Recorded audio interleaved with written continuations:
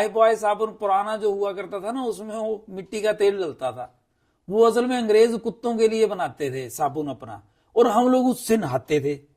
फिर जब साबुन वो बंद करने की एडवर्टाइजमेंट आई कि अब इस तारीख से ये साबुन बंद हो जाएगा, तो हम लोगों ने, मैं भी उस समय छोटा सा था, तो हम लोग बड़ा सोच, अरे लाइफ बॉय बंद हो जाएगा, ये तो साबुन हम लोग यूज करते हैं। अब बाद में पता चला कि तब तक वो मिट्टी का तेल डलता था उस साबुन में, और वो अच्छा साबुन नहीं था। लेकिन क्योंकि हमारा उस साबुन के साथ बड़ा प्रेम था, हम रोज नहाया करते थे उस साबुन से, तो गलत होते हुए भी हम लोगों को लगता था अरे लाइफ बॉय लाइफ बॉय। क्यों? क्या रिलेशन बना? हिंदुस्तान यूनिलीवर ने क्या ऐसा कर दिया हमारे साथ सिवाय साबुन बेचने के? लेकिन हमारा उसके साथ रिलेशन हो गया। क्यों? क्योंकि हम लोग जो भारतीय लोग हैं, हम ज्यादातर इमोशनल हैं, भावनात्मक हो जाते हैं। अब ऐसे ही बात चल रही थी योग की, प्राणायाम की, आयुर्वेद की, तो एक भाई साहब से बात हुई। उन्होंने बोला देखो जी, मैं तो एक एलोपैथिक हॉस्पिटल में जाता हूं और मैं पिछले 18 साल से वहां से दवाई ले रहा हूं, और वो बहुत अच्छे डॉक्टर हैं। मैंने कहा देखो, अच्छे लोग तो हर जगह हैं, लेकिन एक भाई साहब और बैठे थे, उन्होंने वो बात पकड़ी। बोलते देखो, 18 साल से एक हॉस्पिटल से एक ही डॉक्टर से ये दवाई ले रहे हैं, वो इनको फ्री कुछ नहीं देता, पैसे लेता है उससे, लेकिन वो इनको पसंद है। 18 साल से इनको इनकी डोज बढ़ी होगी। उनको पूछा क्या आपकी डोज बढ़ी है? बोलते हाँ, मेरे को शुगर है और डोज भी बढ़ी है, साथ में अब इंसुलिन भी दे रहे हैं वो। उन्होंने बोला धीरे धीरे इंसुलिन की भी डोज बढ़ानी पड़ेगी, क्योंकि पैनक्रियाज अच्छे ढंग से काम नहीं कर रहा। अब वो दवाई दे रहे हैं, हमारा उनसे कोई प्रश्न नहीं। वो बोलते हैं शुगर ठीक नहीं होती, डायबिटीज ठीक नहीं होती है। हम बोलते हैं बहुत अच्छे हैं।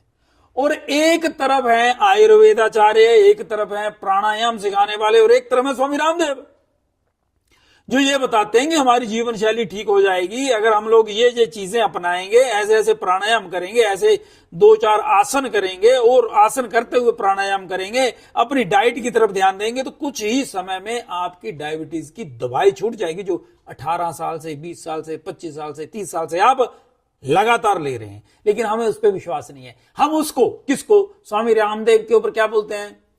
वो तो ठग है, वो तो व्यापारी है, वो तो चोर है, वो तो कानिया, वो तो ऐसा है, वो लुटेरा है। अच्छा, वो जो 18 साल से आपको लगातार दवाई दे, यानी जहर दे करके पैसे ले रहा था, वो अच्छा है। और जो बोल रहा है भाई मैं तुम्हारी ये छुड़वा दूंगा दवाई, वो हमारे लिए क्या हो गया? चोर हो गया। क्यों? भावनात्मक रूप से हम 18 साल से एक बंदे से जुड़े हैं, और हमें लगता है कि उसकी दवाई से हम बस धक्का लगा रहे हैं ना, ठीक है दवाई खा के हम ठीक हो जाएंगे। जबकि अगर थोड़ा सा वर्कआउट कर लें, थोड़ा सा आसन प्राणायाम की तरफ ध्यान दे दें, तो ये दवाइयां छूट जाएंगी। एलोपैथिक दवाइयां देखिए लाइफ सेविंग हैं, वो यूज करनी चाहिए, क्योंकि कोई भी जो प्रोसेस है, कोई भी अगर एलोपैथिक है, आयुर्वेद है, नेचुरोपैथी है ना, होम्योपैथी है, तो इनका मेन मकसद क्या है? मरीज को ठीक करना। कंपटीशन किसी का नहीं है, होना भी नहीं चाहिए। मैं भी बीच बीच में कई बार बड़ा अग्रेसिव हो जाया करता था, लेकिन अब मेरी समझ बढ़ती है, धीरे धीरे समझ बढ़ती है, तो पता चलता है कि नहीं, इनका मेन मकसद तो यही है ना कि ठीक करना। तो अगर 18 साल आप आयुर्वेद, इसकी एलोपैथी की दवाई खाते हैं, उस पर आपको विश्वास रहता है, लेकिन 8 दिन आप लगातार अगर दवाई खा लें, आयुर्वेदिक मेडिसिन खा लें, तो आपको लगता है कुछ नहीं होता, ये तो झूठ है। 18 साल से आप खा रहे हैं और आपको असर नहीं हो रहा, आपकी डोज बढ़ रही है। इसके साथ साथ मेरी सबसे प्रार्थना है, सिर्फ अपनी हेल्थ की तरफ ही ध्यान ना दें, अपने परिवार में भी ध्यान दें। थोड़ा सा टाइम आयुर्वेद और नेचुरोपैथी प्लस योग और प्राणायाम के लिए निकालिए। अपने डॉक्टर स्वयं बनिए। आप देखिए कि मुझे कौन सी चीज खाने में ठीक बैठती है, क्योंकि सारी चीजें और सारे पथ परहेज और सारी दवाइयां हर किसी के लिए सेम नहीं होती, क्योंकि बॉडी स्ट्रक्चर अलग है, सब चीजें अलग अलग होती हैं, बॉडी की नेचर अलग है, बात पित्त कफ, कौन सा प्रकोप है, कौन सी चीज कब किसको सेट बैठेगी, उसके हिसाब से आप स्वयं की तरफ ध्यान दें। स्वयं की तरफ ध्यान देंगे तब समझ में आएगा ये खेला क्या हो रहा है। ये जो जाति के नाम पे, धर्म के नाम पे हम लोगों को बेवकूफ बनाया जाता है, उसका कारण क्या है? क्यों हम लोग अपने बच्चों की तरफ भी ध्यान नहीं दे पाते? क्यों हम लोग भंडारा तो करते हैं, बहुत बड़ी पार्टी भी करते हैं, बहुत सारे लोगों को भी बुलाते हैं, फिर उनको जहर खिला देते हैं? क्यों हम लोग प्लास्टिक के डिस्पोजेबल गिलासों में चाय या गरम गरम कॉफी डाल करके दे देते हैं? हम तो सोचते हैं कि हम लंगर लगा रहे हैं, हम बांट रहे कैंसर है लोगों को। तो ये क्यों होता है? क्योंकि हमारी बुद्धि भी तो काम नहीं ना कर रही। उसका कारण क्या है? हम लोग हर किसी पे भी विश्वास कर लेते हैं, अपने से ज्यादा औरों पे। हमारे बुजुर्ग देखिए, इतना भावनात्मक लोग हैं हम लोग। जब सफेदा यानी यूकेलिप्टस भारत में आया तो लोगों ने बोला कोई बात नहीं, पौधा ही तो है।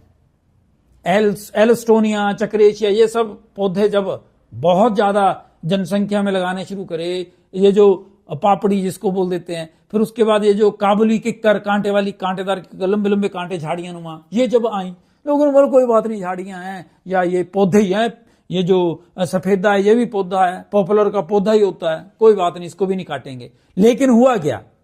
अगर जंगल में सफेदा लग गया तो जंगल का सारा तामझाम नष्ट कर देता, पूरा जंगल तबाह कर देता है। पॉपुलर का भी ऐसा ही है, सारी उपजाऊ शक्ति छीन लेता है मिट्टी की। पानी भी ज्यादा से ज्यादा 300 लीटर, एक सफेदे का पौधा 300 लीटर तक पानी पीता है। अब जब हमें समझ आया भी, बहुत सारे लोगों को आया, उन्होंने चेंज करा कि हम लोग सफेदा नहीं लगाएंगे, लेकिन कई लोगों को आज भी यही लगता है कोई बात नहीं, क्या फर्क पड़ता है, पौधा ही तो है, हरा हरा दिख रहा है। अरे भाई, हर चीज हरी अच्छी नहीं ना है। हां, पीपल अच्छा है हार्ट के लिए, किडनी के लिए, शरीर के लिए। उसमें नीम के पत्ते डाल लो, थोड़ा सा धनिया डाल लो, तो किडनी से रिलेटेड जितनी भी प्रॉब्लम है उसको सोल्व करेगा। और बहुत सारी चीजें हैं, लेकिन आपको स्वयं के लिए समय निकालना होगा। बहुत सारी जो ठीक ना होने वाली बीमारियां हैं वो बढ़ती चली जा रही हैं, और ये दुखद है। हम लोगों को बड़ा ध्यान देना है।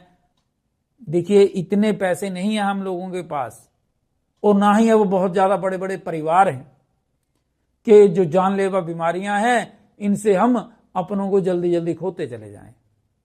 तो थोड़ा सा लाइफस्टाइल बदलिए। योग और प्राणायाम की क्लासेस आती हैं, स्वामी रामदेव 4 बजे से शुरू हो जाते हैं आस्था चैनल पे, उनको देखिए।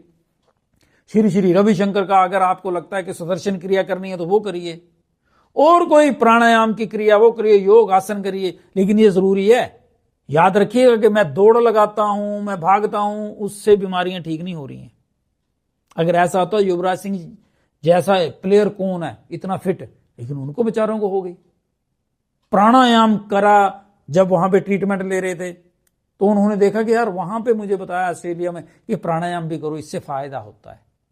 तो आप लोग प्राणायाम की तरफ भी ध्यान दें, स्वयं अपने डॉक्टर बनने की कोशिश करें। धीरे धीरे मन, मस्तिष्क और शरीर धीरे धीरे अच्छा होता चला जाएगा, आप स्वयं अनुभव करेंगे।